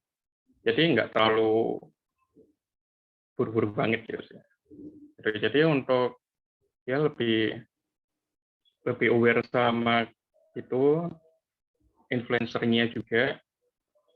Jadi nggak terlalu buruk sih, gitu masukan saya. Terima kasih. Thank you Pak Fikri. Terima kasih. Pak. Pak. Gimana Pak Kevin, Pak Coki, Pak Bahtiar? Lanjut Pak, next Pak. Waktunya takut keburu. Ya, saya lanjut dulu ya. Oke. Nah ini brand tim sekarang suka banget nih bikin KPI viral. Di sini ada banyak ya peserta dari teman-teman brand ini banyak nih ya. Gimana cara bikin strategi yang mendekati ya? Karena bisa achieve viral tuh hanya Tuhan yang tahu. Ini boleh Pak Bahtiar, boleh bantu nih Pak Bahtiar. Gimana Pak Bahtiar? Wah, aduh, KPI viral ya kayak tadi ya, seperti yang aku omongin sebelumnya. Mungkin jangan hanya fokus ke berapa banyak orang yang ngomong, tapi yang diomongin di brand kita itu apa sih? Jangan-jangan orang itu malah ngomong jelek juga. Banyak yang ngomongin brand kita, ternyata dia malah ngomong jelek gitu. Terus yang kedua, viral itu juga bisa karena channel marketingnya bagus, gitu akhirnya bisa viral, ataupun dari segi produknya itu sendiri juga punya faktor viral tadi. Nah, mungkin buat tim mulai dipikirin nih, kita apakah dari USP kita ini benar-benar dibutuhin sama konsumen dan bisa bikin viral, kayak contoh kayak Indomie tadi, pedagang Indomie yang kasih es teh gratis sepuasnya tadi, karena emang aku lagi ngirit, aku dikasih es teh, iya aku ke situ lah. Ini apa? Hanya karena gara-gara itu aja dia bisa buka cabang banyak banget. Karena apa? USP itu lagi dibutuhin banget nih sama konsumen. Ketika ada influencer, YouTuber ngeliput itu benar-benar langsung viral, tapi viralnya itu bukan yang naik langsung turun, tapi viralnya emang yang naik gitu, menanjak. Oh, apalagi kalau brandingnya itu distribusinya di tempat yang tepat gitu loh. Misal aku lagi ngirit, kalau misalnya lokasi tadi itu di tempat-tempat kayak yang anak-anak kos-kosan mahasiswa, ya benar-benar bisa viral juga. Habis diliput, anak-anak mahasiswa lihat ke situ semua rame. Jadi banyak banget faktor viral. Nggak hanya dari kontennya aja, nggak hanya dari produknya aja, nggak hanya banyak. Jadi mungkin cek satu persatu di sisi mana sih yang bisa bikin viral, tapi viralnya itu yang sustain, jangan habis naik turun percuma sih gitu, ngabisin budget. Thank you Pak Bahtiar, terima kasih. Mungkin ini saya lanjut dulu ya, karena waktu juga. Gimana cara achieve KPI viral kalau dari message yang di-push tuh kurang cocok? Gimana cara ngomongnya ke atasan? Pak Bahtiar nih boleh bantu lagi, tolong Pak Bahtiar. Gimana nih Pak? Pak Glenn ngasihnya. Ya. Oke. Ya dibantu teman-teman deh, ayo. Kalau Glenn ngasihnya yang curhat-curhat ke Mas Bahtiar. Kalau yang message yang di-boost tuh kurang cocok. Kalau misalnya yang itu kan yang di-boost sebenarnya kurang cocok ya pesannya. Terus dipaksain, kesalahan yang kecil kalau didengerin 2 orang mungkin nggak terlalu berefek ya. Tapi kalau kesalahan kecil didengerin 1.000 orang, 100.000 orang, itu malah ujung-ujungnya yang jelek kan brand kita juga sih gitu. Makanya sebelum benar-benar mau achievement viral, ini benar-benar message yang mau kita sampaikan ini benar-benar bagus gak? Kalau misal nih, oh ternyata kebetulan bisa viral gitu, dan viralnya itu emang sesuai message kita, ya itu bagus. Tapi ternyata kalau udah terlanjur viral gede, ternyata message-nya nggak cocok, udah terlanjur janji ini, misal nih, aku udah viral bisa janjiin misal produk pemutihku bisa mutihin wajah 3 hari, ternyata orang beli cuma harus bisa putih 2 bulan. Nah itu kan nggak cocok, dipaksain terus viral. Nah itu malah kan berbahaya juga Gitu sih. Mungkin Pak Coki, Pak Kevin mau nambahin. Setuju sih, maksudnya Setuju. virality, maksudnya virality itu message yang di-boost kurang cocok, bahkan message yang cocok, message yang bener aja kadang-kadang ketika udah sampai di netizen juga jadi dibelokin gitu. Misalnya kayak dulu KFC sempat bikin bersih-bersih sendiri. Nah, itu kan sebenarnya message yang bagus dan message yang sesuai gitu, tapi akhirnya mereka justru jadi viral karena kok di Indonesia suruh beres-beres sendiri, ini kan harusnya diberesin sama KFC-nya. Nah loh, kan itu kan tetap jadi viral juga, tapi message yang viral, message yang bagus, tapi ditweak sama diterima sama si konsumen dengan cara yang berbeda gitu. Nah, jadi saya setuju sama Pak Kevin banget tuh kalau misalnya memang KPI-nya jangan viral, KPI-nya itu conversion. Karena kalau misalnya pada akhirnya kalau nggak jadi cuan ya kita ya nggak ada yang buat bayar gaji kita juga gitu. Jadi please tolong KPI itu jangan viral tapi conversion, kalau saya sih gitu aja. Lihat juga dengan strength dan weaknesses dari brand atau produk saat ini, gimana, apakah sudah pede untuk ambil KPI yang lebih challenging, karena kalau viral dan conversion itu quite challenging gitu, apalagi social media sekarang banyak sekali dijadikan sarana untuk jualan, padahal sebenarnya lebih cocok untuk awareness dan edukasi atau informasi atau promotion distribution gitu daripada jualan belum, nanti bentar lagi gitu. Oke, Pak Glenn. Ya, thank you. Saya izin lanjut kembali. Oke. Ini engagement rate atau follower untuk memilih KOL yang digunakan untuk mempromosikan produk kita. Dan tools apa saja yang digunakan untuk mengetahui engagement rate-nya. Ini Pak Coki, boleh bantu mungkin? Karena kalau misalnya saya kebanyakan sih pakai agency ya, jadi kita bisa minta mereka untuk tahu engagement rate-nya. Tapi kalau misalnya memang mau yang bukan bilang gratisan ya, yang mau lebih simpel yang kita bisa pakai, mungkin kadang-kadang saya ngecek sendiri pakai social buzz. Itu di situ kita bisa tahu kira-kira dia engagement rate-nya berapa, actual follower-nya berapa gitu.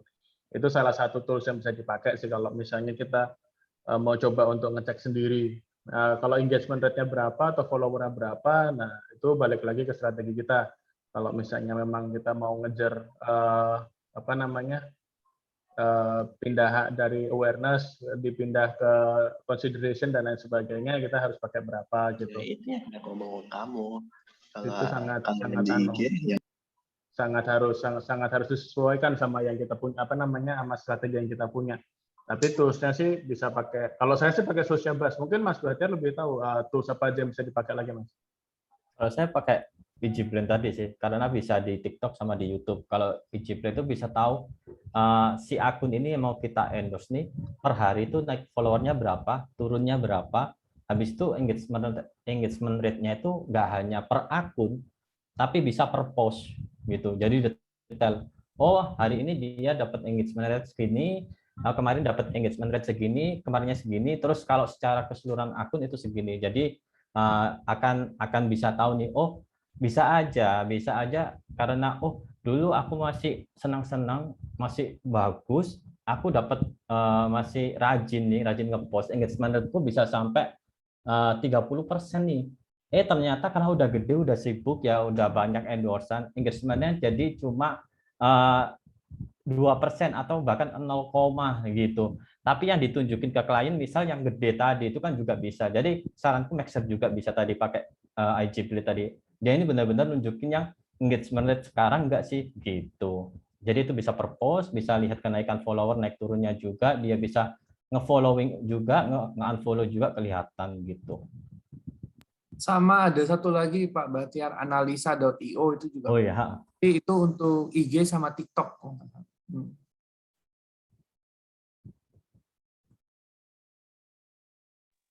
Oke, Pak Glenn. Oke, terima kasih. Saya lanjut sebenarnya pertanyaan terakhir. Ini yang pertanyaan yang kanan bawah ini sepertinya Q&A ya. Q&A kita nanti di sesi Q&A. Yang terakhir ini dari salah satu member kita, from Pak Devi, wow, I'm new to Indonesia market, looking for the right KOL strategy for my brands. What is the right strategy? Maybe Pak Devansha, are you here? Please open your mic. Maybe we can discuss. Yeah, sure. Hi, Pak Glenn. Thank you so much for arranging this nice seminar. Basically, I just want to ask that. So I'm basically new to Indonesia market, and so basically I'm looking for the right mix and match for my brand. My brand is into hair care. It's basically a hair oil. So I want to create more awareness about the oil in the market and everything, but I'm now not very sure that what is the right strategy. So better use one big influencer, like a brand ambassador for long term, for 6 months or something. This is option number one. Option number two is, can I look for a mega influencer, which is like 1 million to something plus, or better I start with small nano and micro influencer, but I don't know what is the right match, because I want to start with small first, then I go to brand ambassador, or should I start with brand ambassador and go down to lower influencer? So maybe if if I just need some advice that what is the right strategy to go for my brand from starting until over a period of 1 year or 2 year. And because I don't want to use everything, of course, because of the budgets and also the brand image. I mean, I don't know what is the right time to use the brand ambassador, or maybe should I start with small one and then after 1 year I use brand ambassador. So I don't know what is the right mix and match for using different kind of influencers. So I just need some expert advice that if I want to start this month, then what kind of influencer should I start using? And then after 6 months and 1 year, what is the right strategy for this kind of things? My KPIs are always two. First, creating the brand awareness in the Indonesian market, and which is ultimately, leads to sales and everything. But first thing is, of course, about a brand awareness about this brand. So just need your advice, because I'm really confused with this, that what is the right strategy for this brand for going out for the KOLs. Okay, thank you. Maybe Pak Kevin, can you help Pak Devi to give a solution, maybe, Pak? Okay, Pak Glenn, thank you. Hi, Pak Dev. Hello, Pak Kevin. Nice to meet you and welcome to. Yeah, thank you so much, Pak. Thank you so much. Very nice and good advice in the group. It's very, very useful. I'm here from the starting, and it's a very, some questions like KPIs and like other things are very, very useful actually. So it's a very progressive and a very good session, and really thankful to everyone for conducting this session. Yeah, thank you. Regarding your questions, I have a couple of questions that, or a couple of scenarios that might be possible with your situation. If you are in a hurry, then I suggest that you start with both big influencers and small influencers, or mega or micro at the same time. But this is only if you are in a hurry. But if you are not in a hurry, you are patient, you are willing to wait, and you are willing to spread your budget evenly, then you can start with the micro influencers. Okay. And you can increase the numbers to create like a small effect. But later on, at the end of the year, after 1 year, you can start contracting with one BA or brand ambassador or one mega ambassador to really promote, and then you can create a huge campaign. But please also remember to involve all the micro or nano influencers that have worked with you before in the past 1 year, since they will also become your social media troops or social media that will help to amplify the content that the mega influencers has created for you. something like that. That's my advice, but I wish you good luck. Oh, okay. I really understand. This is a very good point that if you are in a hurry, then maybe can use all, because of course using all will like reach to the maximum people. So I got it. I think for slow term, better use micro, and then when the brand already started building up, then we go for a big one, but maybe Yes. after some time.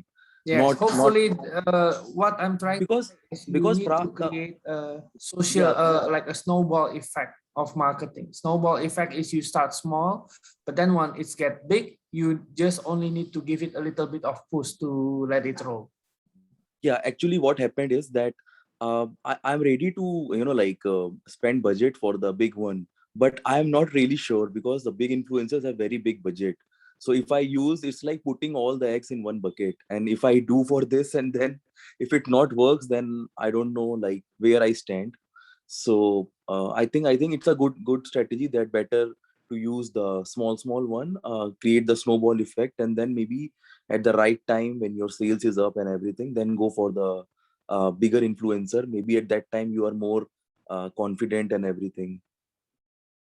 Okay. Thank you so much, Pak Kevin. Yeah, nice to meet You're you again. welcome, Pak Dev. Thank you, Pak Pak Glenn. Dev. Yeah, thank you, Yeah. Pak Dev. We are happy to have you in our community also. Thank you. Yeah, Okay. thank you, Pak. Oke, thank you. So we will continue.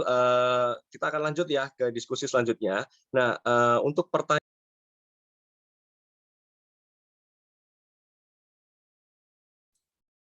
Mohon maaf Pak Glenn ke mute ya. Pak Glenn ke mute ya. Oh, sorry. Okay, so thank you, Pak. Thank you for Pak Dev. Yeah, I wanted to say thank you for. We are happy to have you in our community. And if you happy and enjoy, we are happy also. Thank you. Kita akan lanjut ke diskusi selanjutnya. Jadi ini untuk yang pertanyaan yang bagaimana strategi ini kita akan bahas. Saya akan copy ke slide ke sesi Q&A ya. Jadi saya akan stop share. Mungkin Bu sambil saya prepare untuk ke sesi Q&A, Bu Cornel boleh bantu saya sebentar. Bu Kenny boleh diambil alih sebentar stage-nya.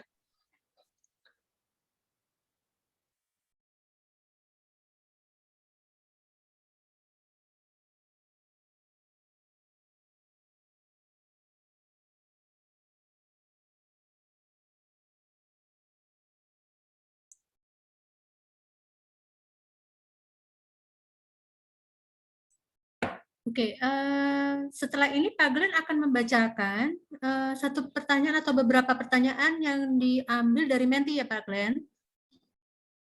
Ya, betul Bu. Ini saya sedang siapkan. Jadi dari peserta yang hadir di sini, teman-teman, sudah ada sekitar 8 pertanyaan, termasuk yang barusan kasih. Saya akan pindahkan ke khusus untuk yang Q&A. Saya akan open setelah ini sebentar. Ya, dan tambahan teman-teman jangan khawatir, semua pertanyaan yang masuk mengingat waktu yang sudah mendekati akhir sesi acara, kita selesai nanti jam 12 siang supaya teman-teman bisa pada makan siang. Tapi pertanyaan yang sudah masuk tetap akan kami jawab dan kami jawabnya lewat Japri melalui informasi nomor yang sudah teman-teman sediakan. Jadi jangan khawatir nggak dijawab, tetap akan dijawab. Gitu. Cuman mengingatnya waktu ya Pak Glenn ya, sudah mau jam 12, kita harus cepat-cepat beresin. Ya, jadi ini sudah ada nih, ada 8 pertanyaan.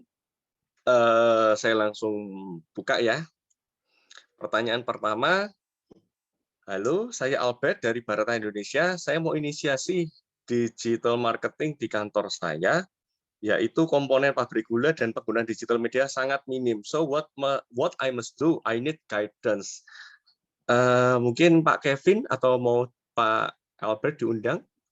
Ini komponen ya, bukan gulanya kan yang dijual, komponen pabrik gula ya.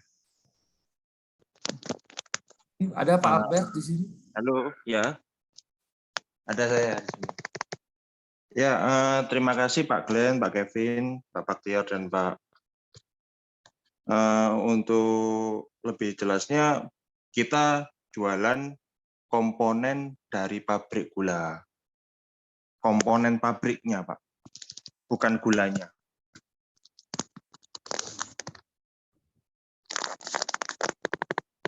Komponen ini berupa apa ya Pak, bentuk komponen pabrik gula? Maaf, saya kurang paham. Ya.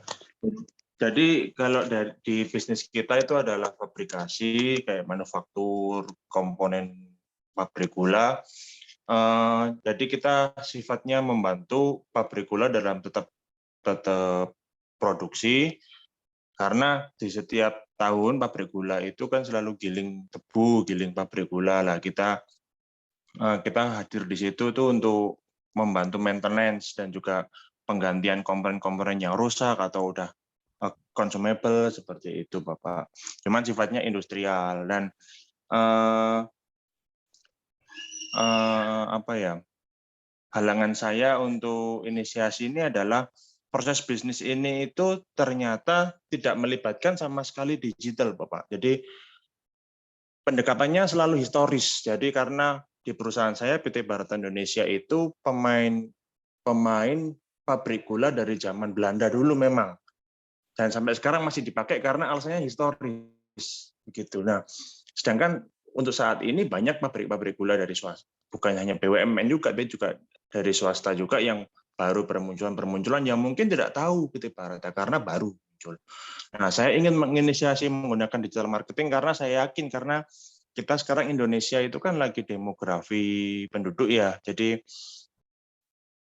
banyak anak muda dan milenial yang menduduki beberapa perusahaan-perusahaan tertentu yang pastinya berimplikasi juga dalam setiap keputusan untuk pembelian komponen. Nah, gitu. Nah, itu saya ingin manfaatkan di situ. Cuman ini benar-benar awam sekali, Pak, di kantor saya untuk menggunakan digital marketing ini. Termasuk saya juga, dan kebetulan saya baru ambil course-nya juga, saya juga baru belajar gini. Mohon pencerahannya, Bapak. Pak Albertus, mungkin kalau kayak gini saya bisa mengkategorisasikan bisnis nature dari kantor Bapak Albert ini punya market yang niche. Artinya yang memang nggak semua orang butuh, nggak semua orang pakai. Hanya orang-orang tertentu yang butuh dan pakai. Karena ini spesifik dan Bapak mau menginisiasi digital marketing, penting sekali unique selling point-nya diangkat. Kalau memang ada historical value yang bisa diangkat juga boleh. Let's say historical value itu sudah berdiri sejak 1907 misalkan. Itu juga nilai historical value. Dan juga Bapak bisa initiate punya sosmed mungkin kecil-kecilan, punya website kecil-kecilan yang nanti bisa mulai bikin konten. Kalau Bapak punya 360 kamera, mulai bisa bikin tour di kantor Bapak, memperkenalkan komponen-komponen yang ada dan sebagainya, produk Bapak, value-nya. Jadi bikin story, intinya sih seperti itu. Story-nya ini yang diangkat mungkin dari perusahaan yang sudah berdiri sejak tahun sekian, akhirnya punya usaha begini, produknya begini, dan itu yang menjadi konten untuk digital marketing Bapak nantinya. Gitu. Ini sih saya kurang tahu persis industri Bapak, jadi ini saya debak-debak, Pak. Ya. Jadi jawaban saya bisa jadi salah, mungkin bisa jadi juga setengah benar, Pak. Mungkin saya Pak Bahtiar mau nambahin. Mungkin saya mau nambahin. Kalau punyanya Pak siapa itu, Pak Albert ya. Pak Albert. Kalau saya menurut pemahaman saya ini kan berarti produknya Bapak itu sebenarnya niche, benar katanya Pak Kevin tadi, niche-nya cukup kecil, terus ini berdasarkan kebutuhan kalau menurut saya. Kalau saran saya untuk awal-awal, karena ini kan komponen pabrik gula, Pak Albert bisa fokusin salah satu channel SEO sih gitu. Pak Albert bikin edukasi di websitenya Pak Albert. Kenapa? Kalau SEO itu pertama jangka panjang juga, terus Pak Albert nggak harus keluarin duit tiap hari gitu. Itu yang pertama. Jadi Pak Albert riset dulu, nggak semua produk bisa di SEO juga. Pak Albert riset dulu, kata kuncinya itu apakah emang ada gitu. Apakah emang ada gitu. Kalau ternyata ada, walaupun kecil, itu maksimalin di SEO. Tapi kalau misalnya ada dan cukup gede, dan Pak Albert juga butuh achieve dalam waktu-waktu dekat, bisa manfaatin Google AdWords gitu. Karena kan Google AdWords tuh gunain kata kunci ya gitu. Misal pabrik tebu, terus punyanya Pak Albert muncul di atas, kan udah ada kebutuhan tuh. Nah, itu akan jauh cukup efektif juga. Ataupun juga Pak Albert bisa kalau aku pengen coba di IG Ads, FB Ads gitu. Aku mau coba. Kalau aku mungkin kalau misalnya mau target untuk komponen, aku target berdasarkan demografi pekerjaannya sih gitu. Itu juga bisa, salah satunya juga bisa. Tapi saranku mungkin channel awal mending ke Google dulu itu tadi, ke paid traffic-nya lewat AdWords, ataupun bisa pakai yang organic traffic-nya lewat SEO, karena itu kan menggunakan kata kunci. Nanti dari situ dianalisis gimana sih apakah cukup efektif atau tidak. Gitu sih kalau dari saya. Baik, terima kasih. Ya, boleh sedikit tambahin. Ini kebetulan ada masukan juga dari Pak ada Pak Leo. Pak Leo di chat, dan juga mungkin Pak Leo mau sharing juga sama Pak Lim.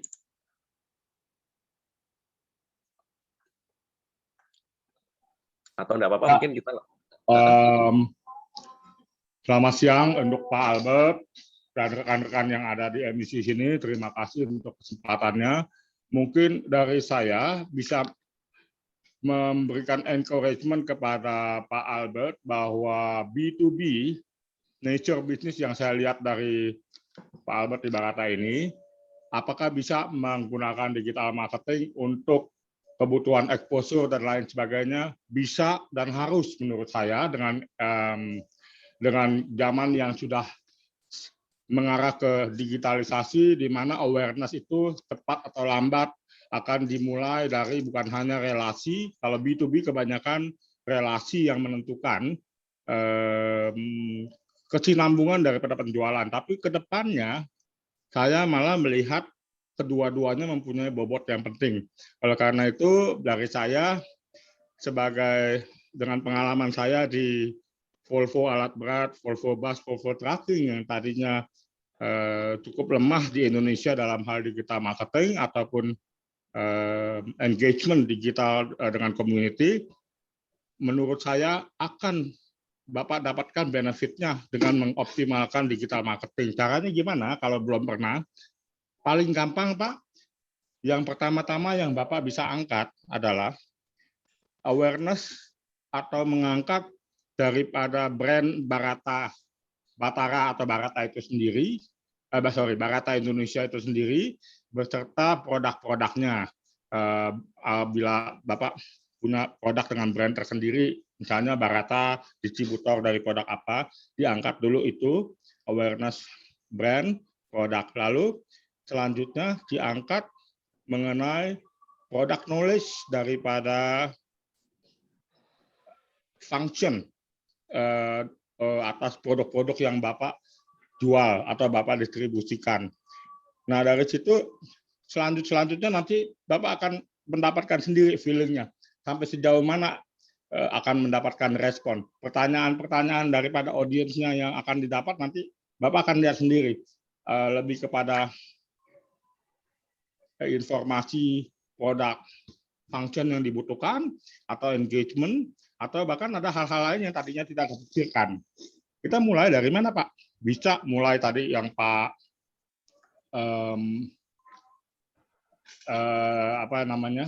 Pak Bahtiar sempat mention dari sisi digital app, maupun Pak Kevin yang mention, baik terus tadi disebutkan dari website. Tetapi kalau misalnya effort terlalu besar atau anggaplah effortnya terlalu banyak bagi perusahaan konvensional untuk menuju transformasi digital, menurut saya paling mudah adalah dan paling efisien adalah memanfaatkan sosial media untuk memulai satu akun, membuka satu akun corporate dan dikelola dari situ. Semoga Pak Albert bisa dapat inspirasi dari sini, dan feel free aja Pak Albert bisa connect dengan saya juga di LinkedIn. Saya banyak sekali Pak mengulas atau sharing posting-posting saya seputar digital marketing activity Pak, tapi lebih kepada B2B segmen. Demikian Pak, terima kasih, semoga bermanfaat. Thank you Pak Leonardi. Ya, saya juga mau memperkenalkan Pak Leonardi ini, dia Head of Marketing dari Volvo Truck Indonesia, ya, dan merupakan salah satu member dari member juga di Marketing Enthusiast Community. Terima kasih share-nya. Jadi memang di komunitas kita saling sharing, kita saling berbagi. Jadi kalau memang ada curhat masalah di kantor, kita sih biasa saling membantu lah di sini. Ya, begitu. Bapak-bapak, Ibu-ibu, jadi jangan cuma curhatnya pas seminar ya. Kita juga di Telegram ataupun di WhatsApp bisa berkomunikasi, sharing-sharing. Ya. Tapi gini, Bapak Ibu mohon maaf, ini karena waktunya sudah mau dekat jam 12, tinggal 1 menit lagi jam 12. Jadi untuk sisa pertanyaannya akan kita diskusikan, nanti kita jawab di grup Telegram ya Bapak Ibu ya.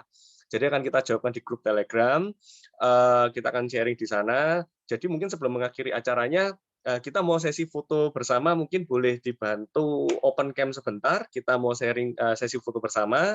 Untuk sisa pertanyaannya, karena mengingat waktu sudah tidak memungkinkan, kita akan lanjut di grup Telegram, begitu. Pak Glenn, stop sharing dulu kali ya. Oh ya, saya stop sharing dulu ya. Oke, teman-teman, minta tolong dibantu on cam dulu. Saya beri aba-aba ya, untuk fotonya nanti saya yang bantu. Saya akan capture per halaman, jadi teman-teman sekalian tetap pose senyum ya. Nanti saya akan memberi aba-aba per halamannya, saya capture satu-satu. Oke, kita ke halaman pertama dulu. Open cam semua. Siap, pose. Oke. 1, 2, 3.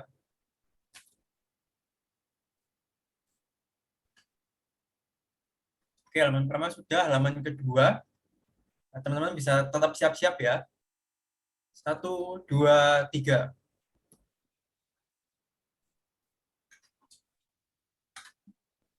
Oke. Halaman ketiga.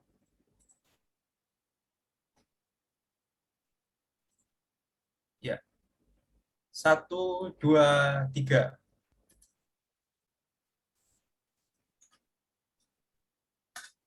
Oh ya, maaf nih karena kelihatannya halaman keempat nggak ada yang open cam, jadi saya skip dulu ya.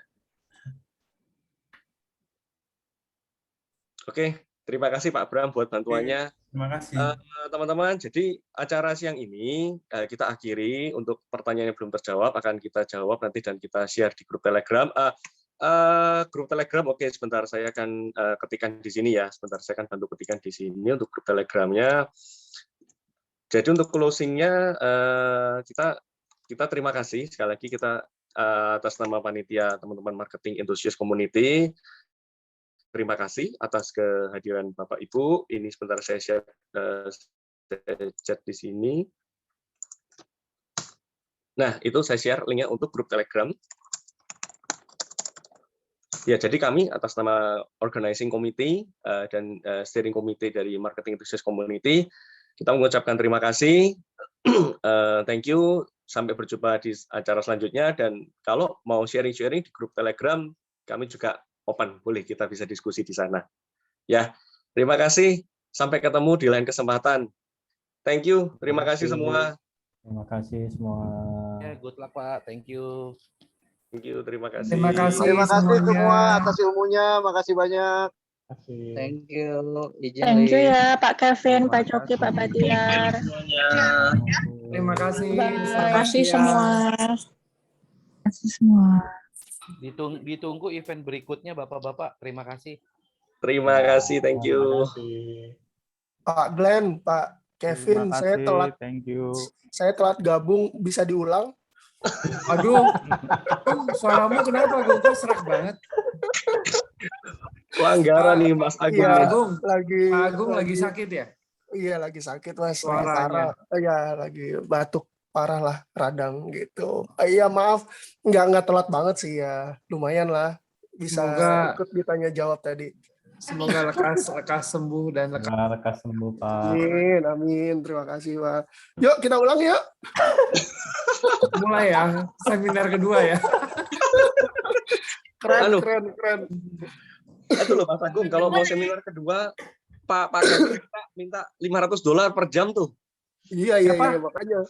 $500 Pak Kevin ya. Enak aja, enggak ada. Canda. Enak aja ini. Thank you teman-teman semua. Thank you semua. Thank you. Ilmunya. Di grup ya. Hadir. Terima kasih banyak. Yuk.